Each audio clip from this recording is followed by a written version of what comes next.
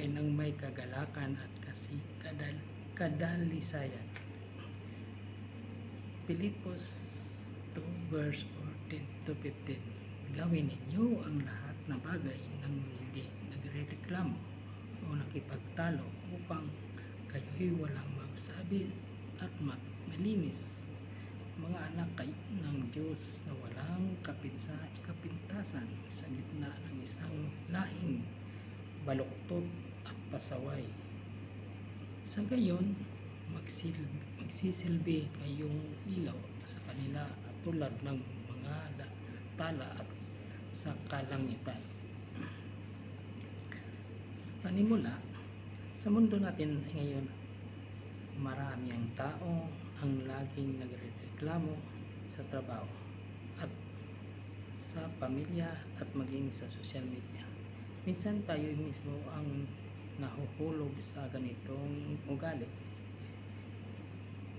Ngunit bilang mga anak ng Diyos, tinawag tayo upang mamuhay ng may kagalakan, pagpakumbaba at kadalisayan.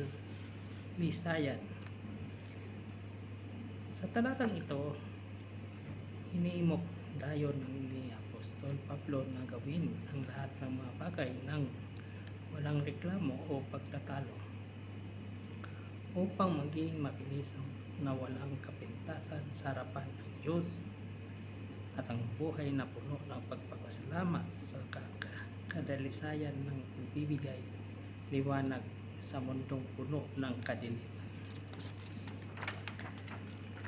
Anong aksyon sa ating binasa?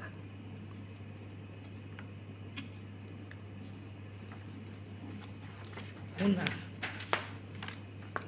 magpapasalamat, magsimula ng araw ng papasalamat sa Diyos sa halip na magrereklamo.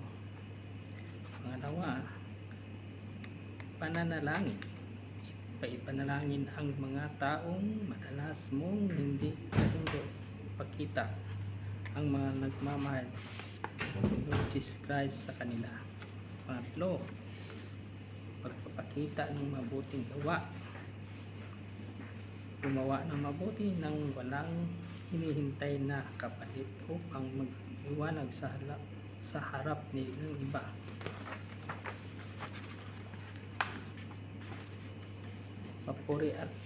Papuri, pasalamat. Panginoon, salamat po sa inyong salita at paalala sa amin kung paano mamuhay ng may kadalisayan at papasalamat sa tulungan ninyo po kami na maging ilaw sa mundo ng pagkikita ng mabuting halimbawa sa iba.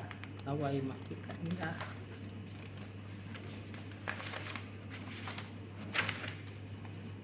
si Kristo sa aming buhay at sa aming mga gawa. Lahat ng papuri at pasalamat para sa inyo. Amen. God be glory. Good morning to